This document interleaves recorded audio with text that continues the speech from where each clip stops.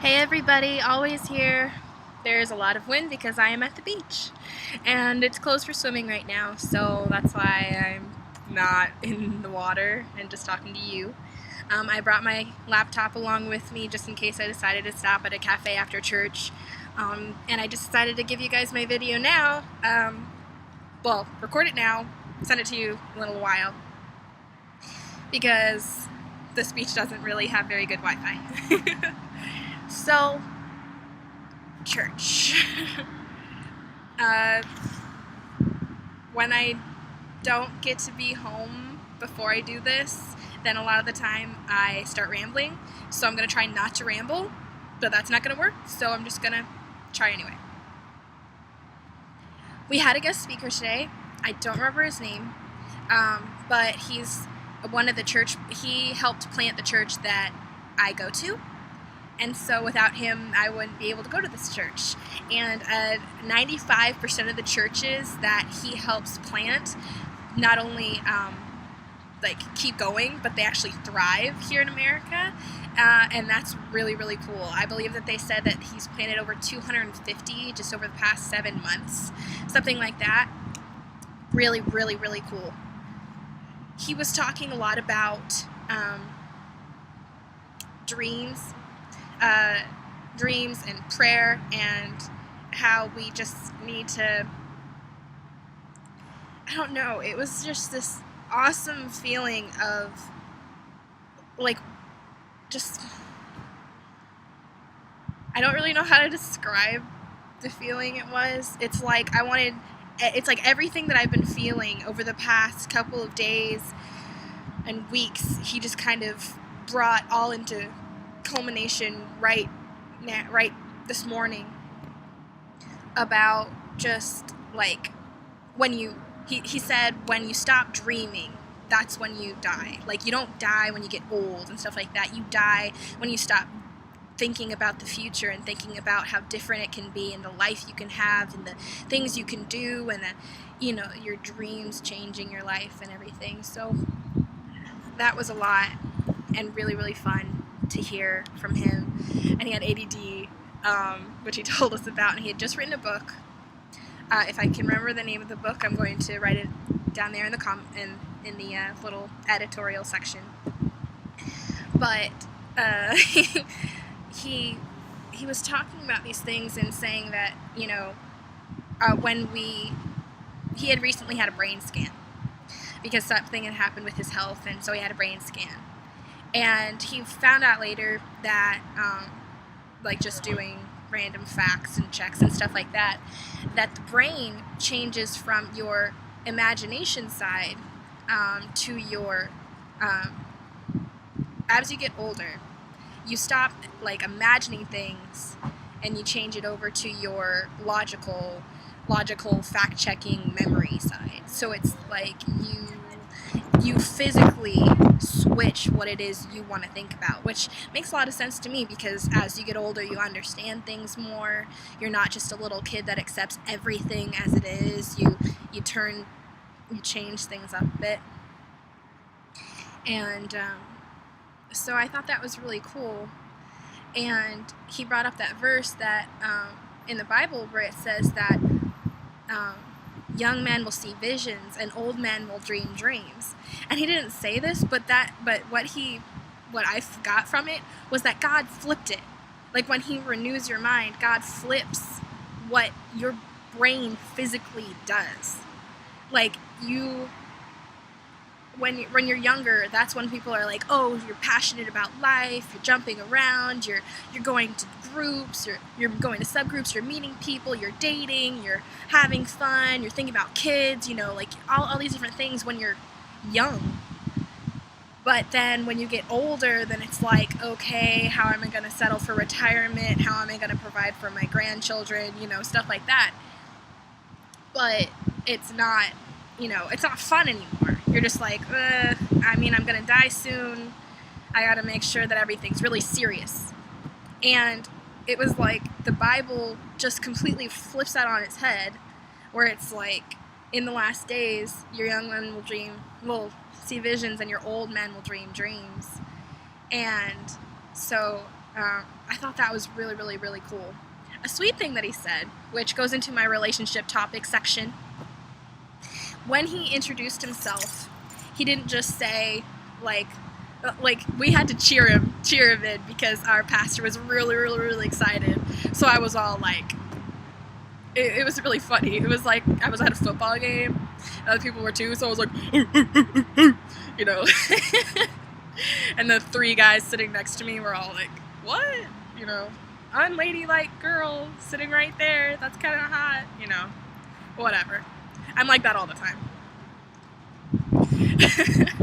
So anyway, what he said that I got from the moment that he said it was that he's married to his girlfriend, and that he has been married to his girlfriend for the past like 20 years. And to me, that's only that is something that I've only heard a few people say. So I think that he got it from only a few people that I know of. There's this lady that gives advice. I'll put her link down there to her subscription.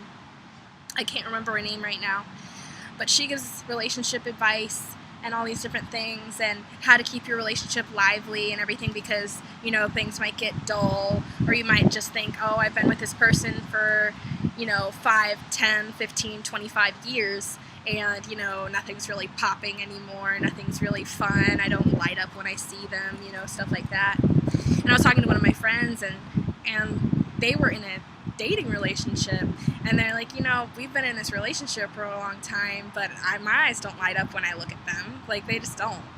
And I found that really, really sad. I was like, your eyes should light up. It should be the high point of your day to look at this person and to say, wow, I get to kiss you?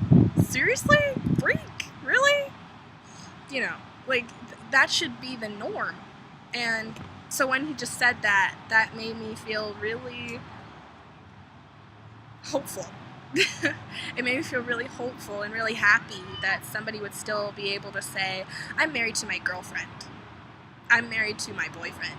Meaning that you guys want to keep things lively, you want to surprise each other, you want to be romantic and all that fun stuff that you would have when you were younger. You know, like going to the beach, and not just going to the beach, but like, I don't know, being silly. I'm not gonna get off G-rated. You have enough of an imagination. I really want to swim. I really, really, really want to swim. Can't stand it. It would be the first time actually swimming in a lake. I've only ever swum in rivers, pools, and oceans. So this would be the first time ever swimming in a lake. It's probably gonna happen soon. I mean, I'm in the place of 1,000 lakes, or whatever you call it, and so I'm gonna end up swimming in a lake one time or another. We'll see how that goes. I'm kind of really afraid because I just think that it's all stagnant water. Ugh. I don't want to catch disease, but I mean, everybody around here does it, so at least I'll be the same as them, right? It is really nicely windy today. And the pavement's not even hot. So that's really odd.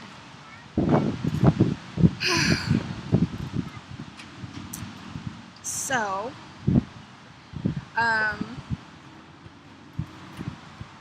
what to say? This weekend, Saturday and Sunday, today's Sunday. So Thursday and Friday, I was very busy at work. We had people coming in to look at us.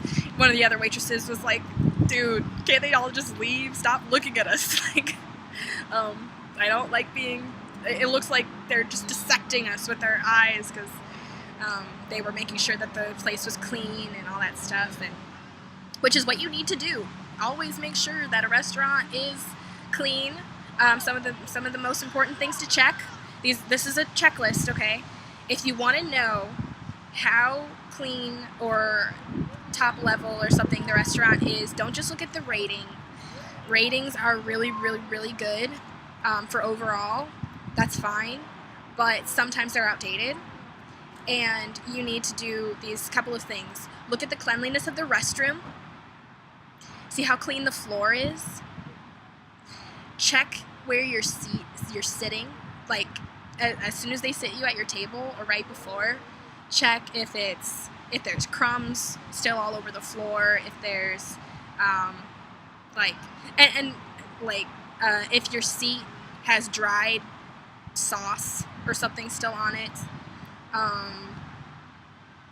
different things like that. Depending on what time of the day you come in, that could just be like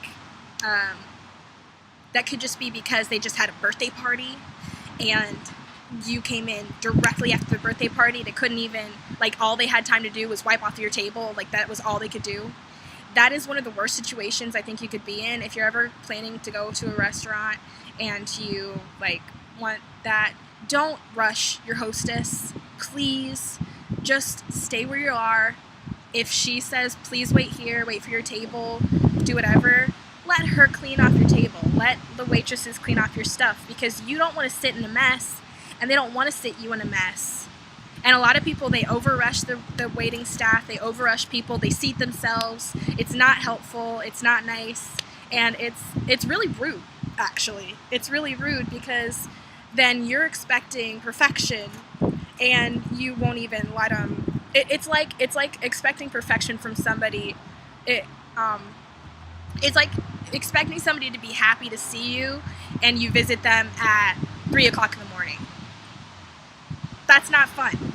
Like, you could have not seen them for 15 years, you know? But if you come at 3 o'clock in the morning, banging on that door, turn on your radio in your car, loud, honk your horn, no, that's not going to be nice. And that is what it feels like when you are the waiting staff at a restaurant and they ask you to stand there for 2 more minutes and you don't, and you just sit at your own table and kind of mess everything up. So just FYI from the waiting staff. Let's see, what else? Saturday, I spent my whole day at the house, which is something that I haven't been doing. Usually I'll go to the mall. I don't buy a lot of things. I plan to buy a lot of things, meaning that if I get it, like, at the mall, I'll be on my laptop reading or doing an assignment on different programs on my computer, but I'll get bored at one time or another, and so I'll get up or something, and I'll go into a store and I'll be like, this dress looks nice, this looks pretty, or, you know, I'll put it on, I'll try different things on just for fun, just to kind of liven myself up a bit. When I feel unhappy, a lot of the time I'll go into, like, the prettiest dress store in the mall, somewhere where I'll never be able to buy the dress, or I won't ever find, like, the gusto to buy the dress, because the dress is like $260 for a lunch dress. So I'll just try one on for fun and just feel like a queen. And I'll just be like, okay, this color looks good on me, this pattern looks good on me, this kind of shoe works, this kind of thing. And so I don't buy anything, but I plan it, and then when I go to a thrift store or somewhere where it's like $6, then I will know, I can visualize my own size, and I can do all these things and be like, okay, that one works, and I'll buy that. And then it turns out really good, because a lot of these thrift stores and things, they don't always have a changing room, so you have to go somewhere where they have all the sizes, they have all the right things, and you're able to just try it on, figure out what you like, and then you guys have to visualize your size in your head, or other sizes too. Like, I have my brother's size visualized, I have some of my sister's size visualized, I have my mom's size visualized. I can see different things like that. So most of the time, if I look at you, I'll be able to tell what size, or look at the shirt and be able to be like, yeah, their muscle structure works, that kind of goes in there, and it'll fit them perfectly. I did the same thing with my cousin the other week, and he looks great, so love ya. And he really liked the shirt, so cool, kudos to that. I will put a link to what shirt it was too, or what it was, because it is a YouTube person. So I love you guys. I hope to talk to you soon. I hope you like this video, and I hope that the sound is good. So yep, bye now.